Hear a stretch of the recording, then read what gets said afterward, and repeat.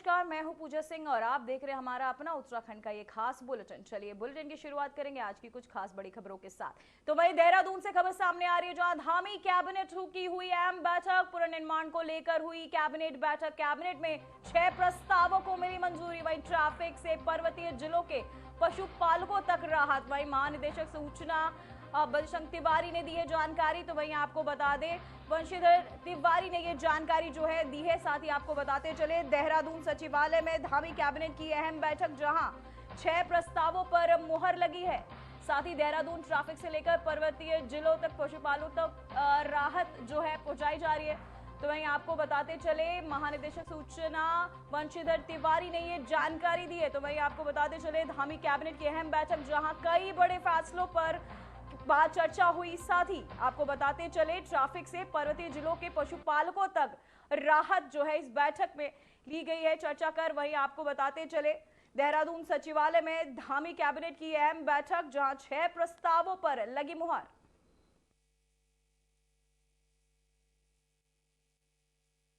परियोजना जो पशुपालन विभाग की एक स्कीम है, राज्य में पोल्ट्री मीट व अंडों की कमी को दूर करने के लिए स्वरोजगार को बढ़ावा देने के उद्देश्य से, साथ ही साथ पलायन रोकने और प्रोटीन की कमी को दूर करने के उद्देश्य से, चूंकि हमारे पर्वतीय जो जनपद है वहाँ पर जो कुक्कुट फीड जाता है उसकी ट्रांसपोर्टेशन कास्ट अधिक होती है, तो वहाँ पर जो मुर्गी उत्पादन है, मुर्गी पालन जो है अपेक्षाकृत थोड़ा महंगा हो जाता है।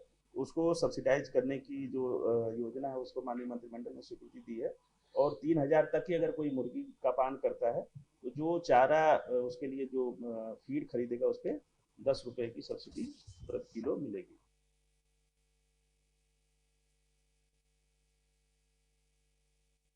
तमाम जानकारी के साथ हमारे संवाददाता आशीष जुड़ चुके हैं। आशीष, मैं जानना चाहूंगी, इस बैठक में किन अहम फैसलों पर मुहर लगी है? बिल्कुल पूजा, आज जो कैबिनेट बैठक सचिवालय में हुई है उसमें 6 प्रस्ताव पास हुए हैं। इसमें पशुपालन विभाग का एक अहम प्रस्ताव पास हुआ है, जिसमें 9 जनपदों अल्मोड़ा, चमोली, उत्तरकाशी, पिथौरागढ़, चंपावत, पौड़ी, बागेश्वर, टिहरी, रुद्रप्रयाग में जो कुक्कुट पालन करना चाहते हैं उनको सब्सिडी की सौगात कहीं न कहीं धामी सरकार ने दी है। और इसके अलावा परिवहन विभाग में एक फैसला जो है वो पास हुआ है, जिसमें ट्रैफिक व्यवस्था सुधार के लिए transport limited, Dehradun city transport limited special जो है ये वो बनाने का निर्णय लिया गया है। ई बस सेवा जिसके अंतर्गत संचालित की जाएगी। इसके अलावा आवास विकास के तहत एक फैसला हुआ है जिसमें उधम सिंह नगर के जो व्यावसायिक निर्माण को लेकर ग्राम फाजलपुर, महरौला तहसील रुद्रपुर की करीब 9.918 हेक्टेयर भूमि को जिला स्तरीय विकास प्राधिकरण उधम सिंह नगर को आवंटित किया गया है। इसके अलावा एक और फैसला हुआ है जिसमें न्याय विभाग का ये फैसला है, जिसमें 2 पद जो है सृजित किए गए हैं। एक वरिष्ठ प्रमुख निधि सचिव का पद है इसमें, और एक आशुलिपिक का पद है। इसके अलावा उत्तराखंड सेवा का अधिकार नवम जो वार्षिक प्रतिवेदन है उसे भी विधानसभा के पटल पर रखने को मंजूरी दी गई है। जी आशीष, मैं जानना चाहूंगी, इन फैसलों से प्रदेश के विकास पर क्या असर पड़ेगा? बिल्कुल, कहीं न कहीं जो ये 6 फैसले लिए गए हैं उत्तराखंड के विकास को लेकर ही है। और जो पशुपालन विभाग का जो फैसला महत्वपूर्ण लिया गया, इसमें जो है 2,83,85,000 रुपए का जो है आवंटन किया गया है, जिसके तहत जो कुक्कुट पालन जो प्रदेश के पर्वतीय क्षेत्रों में करना चाहते हैं उनको जो है सब्सिडी जो है इसके तहत दी जाएगी। इसके साथ साथ जो ट्रैफिक व्यवस्था को लेकर जो Dehradun city transport limited special जो व्हीकल पर्पज का जो वो गठित किया गया है स्मार्ट सिटी लिमिटेड के तहत, इसमें ई सेवा जो बस है उसका संचालन किया जाएगा। प्रधानमंत्री ई बस सेवा योजना भी इसमें जो है इसके तहत ई बसों का संचालन कहीं न कहीं जो प्रदूषण बढ़ रहा है हमारे जो शहरों में, वो कहीं न कहीं इससे कम होगा। और आवास विकास के तहत जो भूमि जो है करीब 9.5 करीब 9.25 हेक्टेयर भूमि है, उसे सर्किल रेट पर खरीद कर कहीं न कहीं आवंटित उधम सिंह नगर जिला स्तरीय विकास प्राधिकरण को सौंपा जाएगा। और इसके साथ साथ जो भी 6 फैसले लिए गए हैं कहीं न कहीं वो प्रदेश के विकास को लेकर। जी आशीष, मैं जानना चाहूंगी कुक्कुट आहार सब्सिडी योजना से किसानों को कैसे लाभ पहुंचेगा? बिल्कुल, इसमें जो खरीद करेंगे लोग, उसमें 10 रुपए प्रति किलो के हिसाब से जो आहार खरीदेंगे कुक्कुट के लिए, उसमें 10 रुपए प्रति किलो सब्सिडी जो है सरकार की तरफ से दी जाएगी। जी आशीष, मैं जानना चाहूंगी देहरादून सिटी ट्रांसपोर्ट लिमिटेड के गठन का क्या उद्देश्य है? जी बिल्कुल, यहाँ जो जाम लगता है और कहीं न कहीं जो वायु प्रदूषण फैल रहा है जो पेट्रोल और डीजल वाहनों से, वो उसको कहीं न कम करने का ये प्रयास है। और ट्रैफिक व्यवस्था में सुधार करने की जो है इससे कोशिश की जाएगी, क्योंकि आए दिन देहरादून शहर जाम से बहुत परेशान रहता है।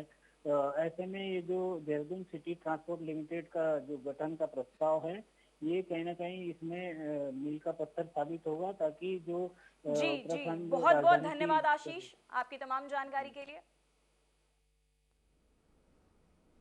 तो वहीं उत्तराखंड के मुख्यमंत्री पुष्कर सिंह धामी ने भारत के नवनिर्वाचित उपराष्ट्रपति सीपी राधाकृष्णन को उनकी बड़ी जीत पर हार्दिक बधाई दी है। उन्होंने कहा कि ये देश के लिए गर्व का क्षण है और राधाकृष्णन जी अपने अनुभव और नेतृत्व से देश की प्रगति में अहम भूमिका निभाएंगे। प्रधानमंत्री ने उनके उज्जवल भविष्य की कामना भी की है।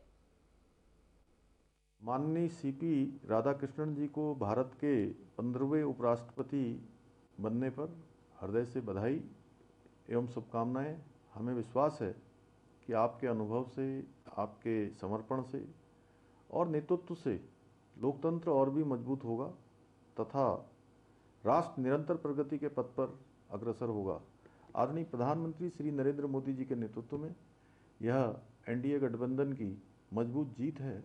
राष्ट्र सेवा में समर्पित आदरणीय प्रधानमंत्री श्री नरेंद्र मोदी जी पर सभी देशवासियों का अटूट भरोसा है।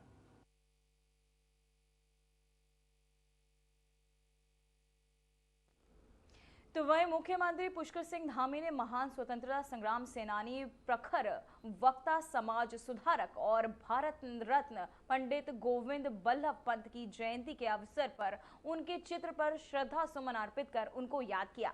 इस मौके पर मुख्यमंत्री ने कहा कि उत्तर प्रदेश के पहले मुख्यमंत्री और देश के गृह मंत्री रहते हुए पंडित गोविंद बल्लभ पंत की आधुनिक भारत के निर्माण में महत्वपूर्ण भूमिका रही है। उनके विचार हमें सदैव जन सेवा और राष्ट्र सेवा के लिए प्रेरित करते रहेंगे।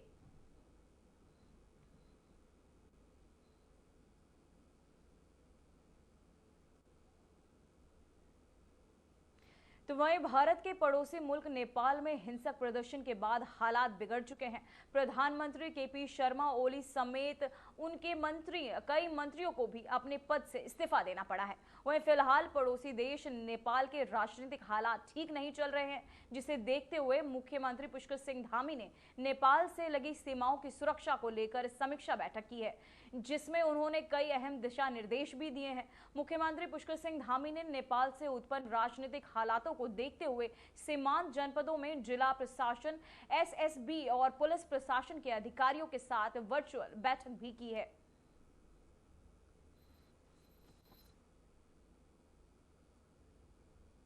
तो वहीं आपको बताते चले, सीएम धामी ने अहम बैठक की, जहां नेपाल में हुए आंदोलन को लेकर ये अहम बैठक, जहां आपको बताते चले नेपाल और आपको बता दें भारत से जुड़े सीमांत रास्तों पर भी उन्होंने जो है अहम पुलिस बल भी जो है तैनात करने की भी, सुरक्षा बढ़ाने की जो है बात भी की है इस बैठक में। भारत के पड़ोसी मुल्क नेपाल में हिंसक प्रदर्शन के बाद हालात बिगड़ चुके हैं। प्रधानमंत्री केपी शर्मा ओली समेत उनके कई मंत्रियों को अपने पद से इस्तीफा भी देना पड़ गया है। फिलहाल पड़ोसी देश नेपाल के राजनीतिक हालात ठीक नहीं चल रहे, जिसे देखते हुए मुख्यमंत्री पुष्कर सिंह धामी ने नेपाल से लगी सीमाओं की सुरक्षा को लेकर समीक्षा बैठक की, जिसमें उन्होंने कई अहम दिशा निर्देश भी दिए। मुख्यमंत्री पुष्कर सिंह धामी ने नेपाल में उत्पन्न राजनीतिक हालातों को देखते हुए सीमांत जनपदों में जिला प्रशासन, एसएसबी और पुलिस प्रशासन के अधिकारियों के साथ वर्चुअल बैठक भी की है। साथ ही संबंधित अधिकारियों को दिशा निर्देश भी दिए हैं सुरक्षा व्यवस्था को पुख्ता करने इंतजाम करने के निर्देश जो है इस बैठक के तहत सीएम ने दिए हैं। तो वहीं नेपाल के कंचनपुर जिले में जारी हिंसा और आगजनी के चलते भारत नेपाल सीमा पर सतर्कता बढ़ा दी गई है। उत्तराखंड के चंपावत और पिथौरागढ़ जिलों से लगी सीमा पर एसएसबी सुरक्षा बल ने सभी नाके बंद कर दिए हैं। टनकपुर और धारचूला में महाकाली नदी पर बने गेट को भी सुरक्षा के मद्देनजर सील कर दिया गया है।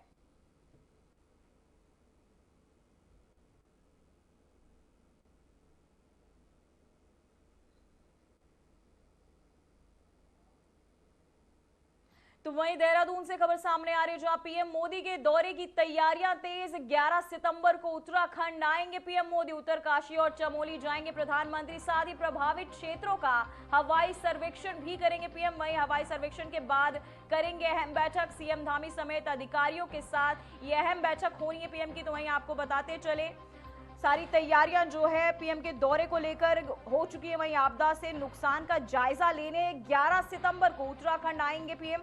वहीं आपको बता दें प्रभावित क्षेत्रों का भी हवाई सर्वेक्षण करेंगे पीएम, जिसके लिए सारी तैयारियां जो हैं कर दी गई हैं। वहीं आपको बताते चले सुरक्षा के भी पुख्ता इंतजाम किए गए। सीएम के दौरे को देखते हुए सीएम संग दून में उच्च स्तरीय बैठक में भाग भी लेंगे सीएम। वहीं आपको बताते चले उत्तरकाशी और चमोली को लेकर जो है प्रभावित जिलों को लेकर ये पीएम का दौरा, जहां पीएम के दौरे की तैयारियां जो है अब तेज हो चुकी हैं। साथ ही आपदा से नुकसान का जायजा लेने 11 सितंबर को उत्तराखंड आएंगे पीएम।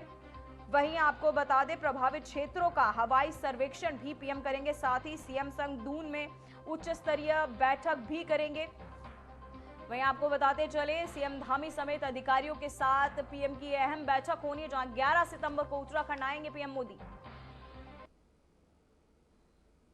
तो वहीं आपको बताते चले पीएम के दौरे को लेकर जो तैयारियां हैं वो तेज कर दी गई है। साथ ही आपदा से नुकसान का जायजा लेने 11 सितंबर को उत्तराखंड आएंगे पीएम मोदी। साथ ही पीएम मोदी के दौरे को देखते हुए सारी तैयारियां जो है वो कर ली गई है। सुरक्षा के पुख्ता इंतजाम किए गए हैं। साथ ही आपको बता दें प्रभावित क्षेत्रों का हवाई सर्वेक्षण भी पीएम करेंगे। साथ ही इसी को लेकर एक अहम बैठक भी जो है उच्च स्तरीय बैठक भी है जो देहरादून में होनी है। सीएम पुष्कर सिंह धामी के साथ पीएम करेंगे। साथ ही आपको बता दें कि पीएम के दौरे को लेकर तैयारियां तेज हो चुकी है। सुरक्षा व्यवस्था के तमाम इंतजाम जो है पीएम के दौरे को देखते हुए किए जा चुके हैं। साथ ही आपदा से नुकसान का जायजा लेने 11 सितंबर को आएंगे उत्तराखंड पीएम, जहां आपको बता दें प्रभावित क्षेत्रों का हवाई सर्वेक्षण भी करेंगे। साथ ही आपको बताते चले सीएम संग दून में एक बैठक भी आयोजित की जाएगी जहां पीएम उस बैठक में मौजूद भी रहेंगे। तो वहीं आपको बताते चले पीएम के दौरे को लेकर सभी तैयारियां तेज। साथ ही सुरक्षा के पुख्ता इंतजाम भी, जहां आपको बताया जा रहा है कि प्रभावित क्षेत्रों का हवाई सर्वेक्षण भी पीएम करेंगे। साथ ही आपको बताते चले इन आपदाओं से हुए नुकसान को लेकर साथ ही एक बैठक में शामिल भी होंगे पीएम।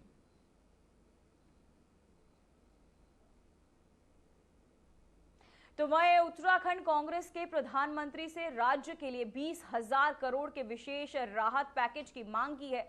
प्रदेश कांग्रेस अध्यक्ष करण माहरा का कहना है कि राज्य की मौजूदा आपदा को राष्ट्रीय आपदा घोषित किया जाए और प्रभावित हर परिवार को कम से कम 10-10 लाख की तत्काल सहायता मिले। उन्होंने कहा कि अकेले जोशीमठ में पुनर्निर्माण में ही 6,000 करोड़ की जरूरत है, जबकि धामी सरकार ने केंद्र से केवल 5,700 करोड़ मांगे हैं। करण माहरा ने केंद्र और राज्य सरकार से विशेषज्ञ टीमों की तैनाती कर भविष्य की आपदाओं से निपटने की ठोस रणनीति बनाने की मांग भी की है। तो वहीं आपको बताते चले पीएम से की 20,000 करोड़ की मांग। साथ ही आपको बता दें उत्तराखंड कांग्रेस ने प्रधानमंत्री से राज्य के लिए 20,000 करोड़ के विशेष राहत पैकेज की मांग की है। प्रदेश कांग्रेस अध्यक्ष करण माहरा का कहना है कि राज्य की मौजूदा आपदा को राष्ट्रीय आपदा घोषित किया जाना चाहिए और प्रभावित हर परिवार को कम से कम 10-10 लाख की तत्काल सहायता भी मिलनी चाहिए। वहीं उन्होंने कहा कि अकेले जोशीमठ के पुनर्निर्माण में ही 6,000 करोड़ की जरूरत है, जबकि धामी सरकार ने केंद्र से केवल 5,700 करोड़ मांगे हैं। करण महारा ने केंद्र और राज्य सरकार से विशेषज्ञ टीमों की तैनाती कर भविष्य की आपदाओं से निपटने की ठोस रणनीति बनाने की मांग भी की है। देखिए, मैंने पीएम मोदी से मांग की है कि उत्तराखंड को अलग से राहत पैकेज दी जाए, और मैंने पत्र जिस दिन लिखा था उसमें और आज मेरे आंकड़ों में परिवर्तन आया है। मैंने 10,000 करोड़ की मांग की थी, सरकार ने 5700 करोड़ मांगा है। पर मेरा ये मानना है कि अकेले जोशीमठ को, जो पिछले वर्ष की घटना घटी पिछले 2 सालों में, जोशीमठ को ही ठीक करने में 6,000 करोड़ रुपये की आवश्यकता है।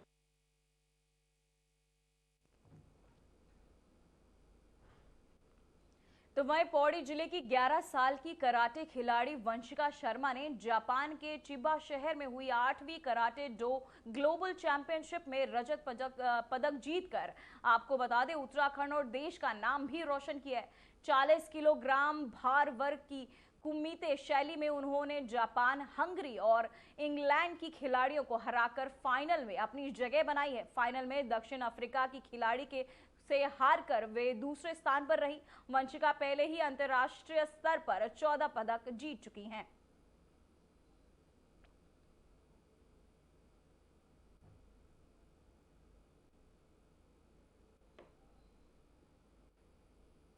तो वहीं उत्तरकाशी जिले से राहत भरी खबर सामने आई, जहां धराली आपदा के चलते 35 दिनों से बंद पड़ा गंगोत्री धाम मार्ग अब श्रद्धालुओं के लिए खोल दिया गया है। बीआरओ के अथक प्रयासों से मार्ग सुचारू होते ही गंगोत्री धाम में श्रद्धालुओं की आवाजाही शुरू हो गई है। मां गंगा के पावन दर्शन के लिए दूर दराज से पहुंचे श्रद्धालुओं के चेहरे पर आस्था और संतोष साफ झलक रहा है। लंबे समय के बाद गंगोत्री धाम में एक बार फिर भक्ति और श्रद्धा का माहौल देखने को मिल रहा है। मार्ग बंद होने से चारधाम यात्रा और स्थानीय व्यापार पर बड़ा असर पड़ा है, लेकिन अब तीर्थ यात्रा के साथ साथ स्थानीय अर्थव्यवस्था में फिर से गति आने की उम्मीद है।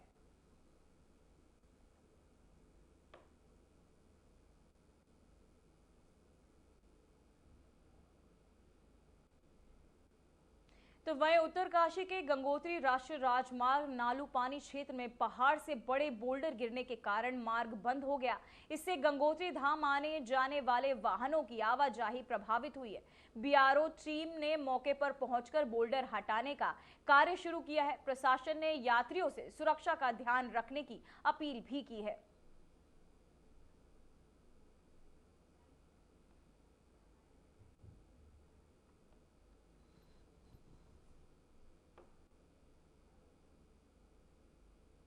तो वहीं पश्चिम देहरादून में नदी नालों से अवैध खनन का एक वीडियो वायरल हुआ है, जिसमें डंपर और मशीनरी से खनिज निकाले जा रहे हैं। खनन पर रोक के बावजूद ये गतिविधि पर्यावरण के लिए खतरा है और प्रशासन की जांच निगरानी पर सवाल खड़े करती है। स्थानीय लोग खनन माफिया की शिकायतें करते रहते हैं, लेकिन अभी तक कार्यवाही नहीं हुई है। अब देखना होगा कि प्रशासन इस मामले में क्या कदम उठाता है।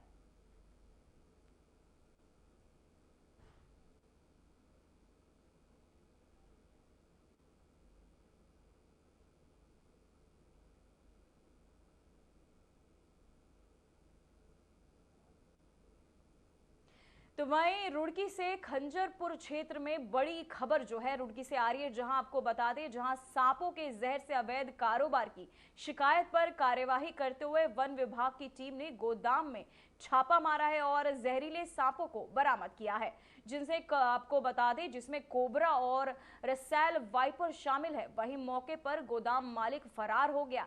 टीम ने सभी सांपों को कब्जे में लेकर आगे की कार्यवाही शुरू कर दी है। वहीं पीएफए आपको बता ऑर्गेनाइजेशन से आए शिकायतकर्ता गौरव गुप्ता की सूचना पर वन विभाग की टीम खजरपुरा स्थित एक गोदाम पर पहुंची और वन विभाग के अधिकारियों का कहना है कि इस व्यापार का लाइसेंस एक्सपायर हो चुका था।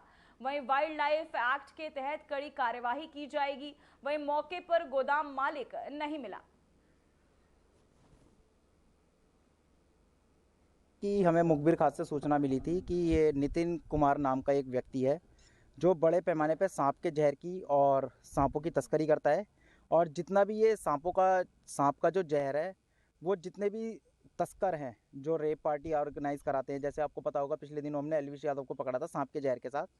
एलविश यादव और उसके गिरोह के लोगों को ये जहर सप्लाई होता था रेप पार्टियों में, और ये जांच का विषय है कि इतने बड़े पैमाने पे यहाँ काम हो रहा है, यहाँ सांप रखे हुए हैं जंगल में। अभी जो है मौके पे जो हमको इन्फॉर्मेशन मिली थी कि यहाँ पे एक फैसिलिटी चल रही है कि जिसमें सांप रखे हुए हैं, तो उसके एवज में हम लोग मौके पे आए हैं और हमको सांप बरामद भी हुए हैं, 2 प्रजाति के, कोबरा है और रसल वाइपर है। तो उसके केस में हमने अभी सांपों को अपनी अभिरक्षा में ले लिया, बाकी कार्रवाई हम कर रहे हैं। अब वक्त हो चुका है एक छोटे से ब्रेक का।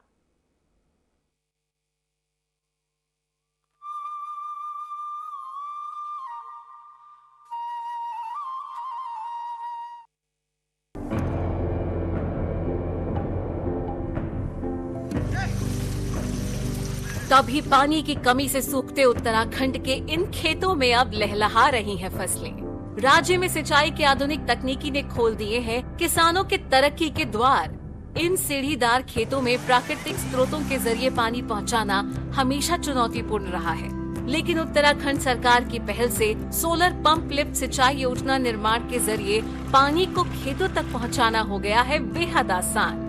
लघु सिंचाई परियोजना के तहत सिंचाई के लिए बने सोलर वाटर लिफ्टिंग सिस्टम व अलग अलग तकनीकी से बनाए गए पानी के टैंकों ने पहाड़ की खेती किसानी को दिए हैं नए आयाम।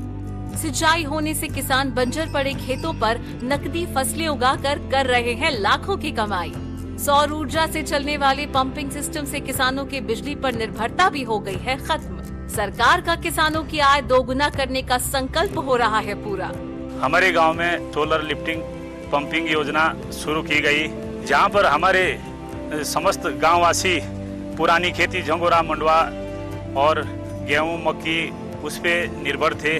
आज इस सोलर पंप लगने से पूरे गांव में सिंचाई पर्याप्त रूप से हुई और हमने यहां पर नकदी फसलों का कार्य शुरू किया, जहां पर हमने शिमला मिर्च, बीन्स और टमाटर लगाने शुरू करे।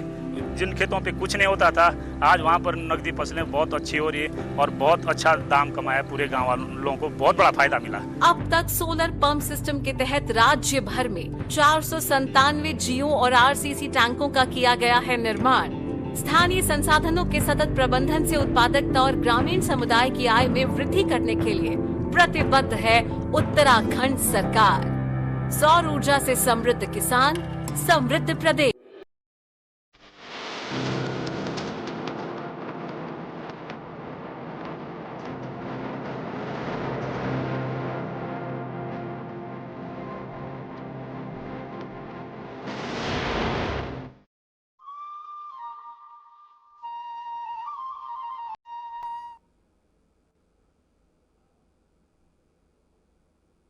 तो वहीं कुक्कुट प्रजाति के पक्षियों की सुरक्षा और संभावित रोगों की रोकथाम के उद्देश्य से चंपावत जनपद की पूर्णागिरी तहसील से मुर्गी और अंडों के प्रवेश पर लगाई गई रोक को 1 सप्ताह के लिए और बढ़ा दिया गया है। प्रशासन के तहत जारी आदेश के अनुसार 8 सितंबर 2025 को पहले से लागू रोक का 1 सप्ताह पूर्ण होने के बाद ही 9 सितंबर 2025 से आगे आपको बता दें 1 सप्ताह तक पूर्णागिरी क्षेत्र में समस्त एंट्री और पॉइंट पर मुर्गियों के अंडों के लिए परिवहन और आम जन आपको बताते हैं आवागमन पर सख्त प्रतिबंध लगेगा।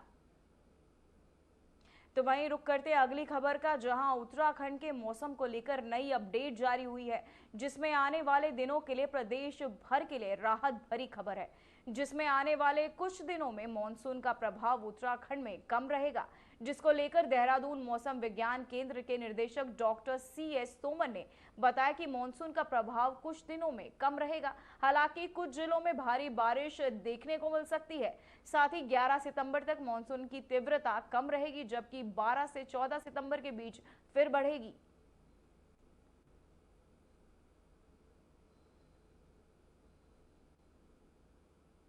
अगले 3 दिन बारिश की तीव्रता और डिस्ट्रीब्यूशन थोड़ा कम हो जाएगा और हमको ये उम्मीद है कि ये दौर 11 तारीख तक ऐसे चलेगा, मतलब कम होगा, डिस्ट्रीब्यूशन भी कम होगा, इंटेंसिटी भी कम होगा। तो इसके बाद 12 तारीख से फिर 15 तारीख के। फिलहाल खबरों में बस इतना ही, मुझे दीजिए इजाजत, नमस्कार।